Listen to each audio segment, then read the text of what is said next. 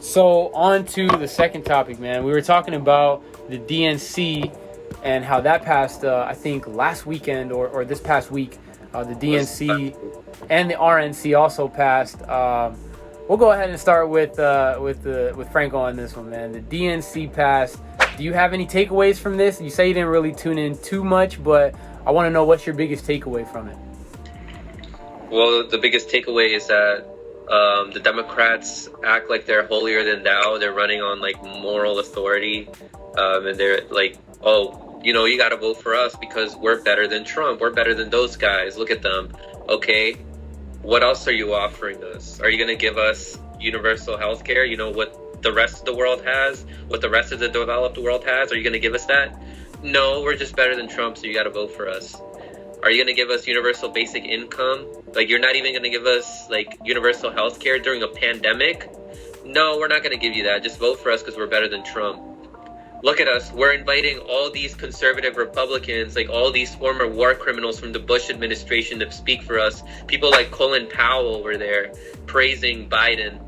And this guy named John Kasich, who ran for president in 2016, and you know, he lost to Trump, obviously. What he said, I'm paraphrasing here, but he said something along the lines of, I know Biden enough to know that he will not be pushed to the left. So this idea that people have, like, oh, we should get Biden in because we're more able to push Biden to the left than Trump. He's not going to be moved to the left. How often does that even happen, confirming that? Huh? How often does that even happen? Probably never. Every time a president comes into office, the force that is there in our system, like by political officials and by lobbyists, that force is always to push the Overton window to the right. So whenever a president gets into office, they're always going to be moved to the right. They're not going to be moved to the left. They don't succumb to the pressure of the people as much as they do of the pressure of the corporations that, you know, right now have way more power than we do. And then people like AOC, who I disagree with on a lot of issues, but she was the most progressive person there. They only gave her 60 minutes to talk. 60 seconds. 60, yeah, my bad. They did not give her. I was about to say, damn, they gave her 60 minutes? 60, yeah, so they only gave AOC, who was the most progressive person there, 60 seconds to talk. And though I disagree with a lot of stuff she's been doing recently, like calling people like Nancy Pelosi Mama Bear, Nancy Pelosi, who's a 100 millionaire who's been in office for decades, who takes money from all these lobbyists and corporations. I mean, we voted AOC to fight these people. Instead, she's capitulating to them. But that's another story. Even then, Nancy Pelosi, is she not part of the group that AOC is fighting against? Yeah, exactly. So even when AOC, somebody who capitulates with people like Nancy Pelosi, that's still not enough, and they only give her like 60 seconds of speaking time. Then we see like Elizabeth Warren, who was speaking for Native Americans after she already took a DNA test which showed that the amount of DNA that she has that's Native American is pretty much 0%. And she spoke there as if they had her represent Native American people. And she was at like a classroom, like a kindergarten classroom, with like blocks that said Black Lives Matter. She only taught in public elementary schools for like a year. So it just looked like a comedy skit. One thing that I'm starting to notice is that the Republican versus Democratic thing it's a lot less about just Republicans and just Democrats. Like there's a lot of like people that don't want to go either side, where it's, you know, one thing I want to ask you, Franco, and I want to get Brooks involved in this, and I'll bring you in just a second, but I wanted to ask you, one thing that I see a lot is the Rose crowd on Twitter. What does the Rose stand for those that may not understand why you have a rose on your name and others like just off the top of my head, I know Nico House has it. I think Israel S. Daily also has it. What is that rose? He doesn't have it. Okay, No, I didn't want to. I was trying to be he careful who I say because I didn't want to like say the wrong person or not. But what does that rose represent? He has the other flower, the pink flower, the hibiscus flower. I think is what it's called. So the rose, it represents socialism. People who believe in socialistic ideology. And the hibiscus flower, the pink flower that you also see, represents the aloha way, which is what Tulsi was representing. And people adopted like the rose flower emoji also to show that they're supporting Bernie Sanders. The blue cat means like you support Andrew Yang. So there's all these emojis representing like which public figure you were representing. But now people are keeping the rose just because they still believe in socialism. It's interesting. I think, and before Franco gets to answer the question Pedro previously answered, I think another funny thing just about the DNC and just the convention in general, Cory Booker was having a panel with other former presidential candidates, and he was just talking about how people our age, millennials, if you want to call us that, we had a certain privilege in saying that we didn't want to vote for Biden or someone else like that. And for one, I mean, the only reason to vote for Biden is because he's not Trump. What can we say about him that makes him electable? Because this is an old senile dude. Like, I don't want to bash him too much, but like this is an old dude, creepy, likes to touch on little girls. We've already said this before. Like he did the crime bill.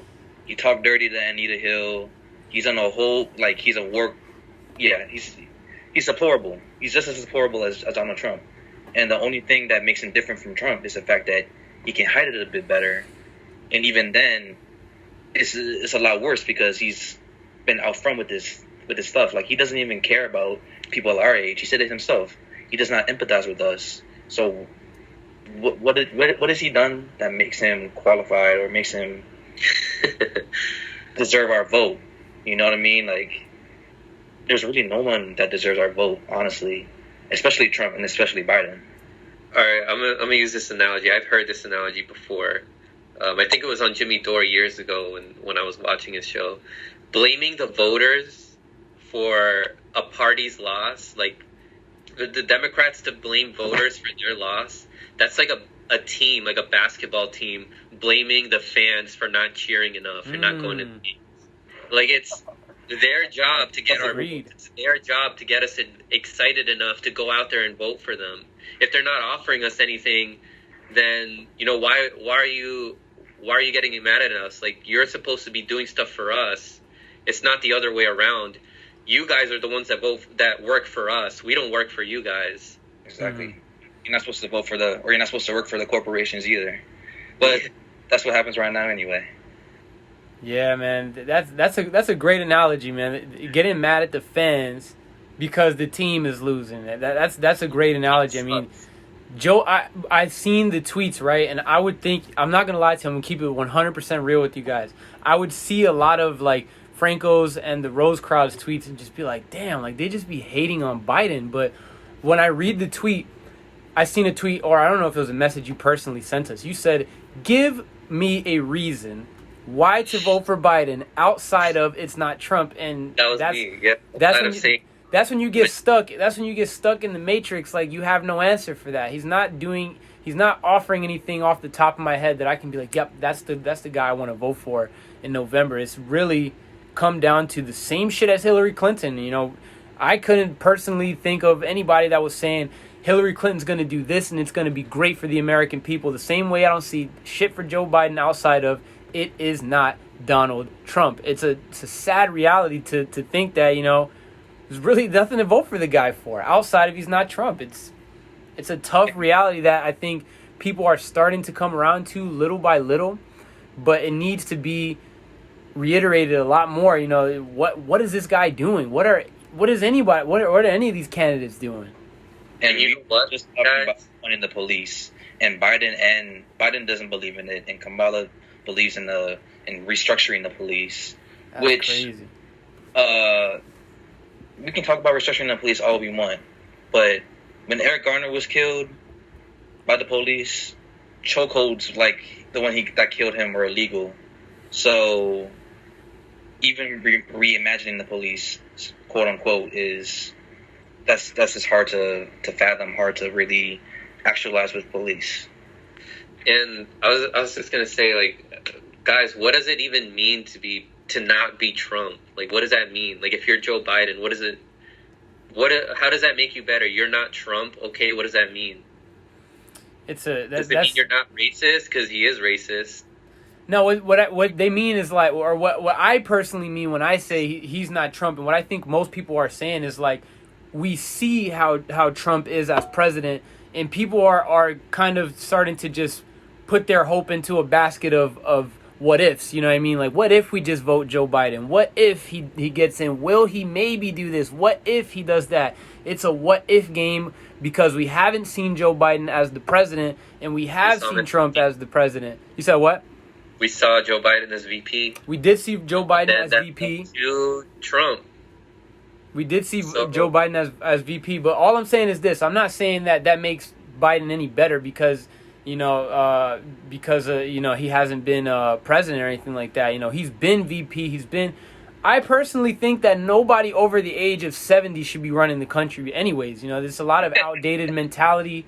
It's a lot of they want to keep Biden Biden definitely wants to keep things exactly how they've been all these years. It's not I think now it's worse. It's like worse than it was in 2016. You saw what? Think they're worse now than in 2016? Like now, options wise, yeah. I mean, like I don't know if Hillary Clinton's gonna do anything that's gonna better us, but I think now the dilemma is even worse. I feel like the debate was not it wasn't as spicy. You know what I mean? The whole Trump Hillary thing. I think Hillary was just the popular, cool option to go with, and they're trying to do that with Biden now, but it's not working as much. You know, you don't see Biden getting the same love that Hillary was getting from like popular figures like LeBron James. LeBron James not endorsing Biden, but he was endorsing Hillary. You know what I mean? You got popular figures trying to sway everyone towards the Democrat just for the sake of it's not Donald Trump because Donald Trump is a racist liar, blah, blah, blah. But as you guys have already outlined, Biden has a lot of those same problems himself. So it's a worse dilemma this time around, I feel like. So he's less enthusiastic too. I mean, there was more excitement because Hillary was a woman. Yep. And all that. I don't want to keep bagging on him, but I think I don't know if you guys seen these comments from her or not, but dang, what's her name? Angela, what's her? Angela Yee? Not Angela Yee, from the Black Panther Party, or she's Black Panther Party affiliate. She was saying, if I vote for Joe Biden, it's going to be because, you know, he's someone that I believe that the public can pressure to go to the left or go to the right, whatever it may be. And if you were to vote for Joe Biden, maybe that could be a thing that could sway you, even though, like Franco already said, like historically you don't get presidents that go to the left. But when you have someone who can be pressured, not just from the outside but from the inside with Kamala Harris, possibly, you know, she's a cop herself. But, you know, when you can pressure people, I think that does help sway things. Ooh, are those fries? Thanks, Dad. My fault, guys. But yeah, I think that's an interesting thing. Yeah, I mean like things just keep getting worse. Whichever president we get, like the options keep getting worse, and that's just what the corporate oligarchs want. Like they want to trap us. They want like. Back in 2000, when it was like Bush versus Al Gore, it was like, oh, you got to vote for Gore or else we're going to get Bush, and Bush is horrible. You don't want that. He's like, yeah, but Gore is not that great. He's like, no, but you got to vote for him because he's not Bush. It's like, all right, fine. People aren't enthusiastic. They didn't go out to vote, and not enough people went out to vote, and then Bush won. I know there was some meddling there, but that's what happens. Meddling is stronger when there's less people going out to vote. Mm-hmm. So, and then after that, it was like John Kerry versus Bush. Both of them were Iraq war advocates. No enthusiasm for John Kerry. Bush won again. Things got worse. And then it was Obama versus McCain. Now, Obama was smart because he spoke the language of populism. He knew what the people really wanted. But in the end, he was getting paid by the same people, and it was business as usual. Things kept getting worse. Things appeared like they were better. Like if you were to listen to people who are like in entertainment, because things were benefiting on their end, they thought that the country was improving just because social issues were improving in terms of equality rights. But we increased the number of countries that we were bombing, the income inequality. People kept getting poorer as corporations kept getting richer. So people were put in a desperate situation of either voting for Hillary, who was offering more of the same of what Obama was offering, or Trump, who also did something similar that Obama was doing, and he capitalized on, I'm going to get your jobs back.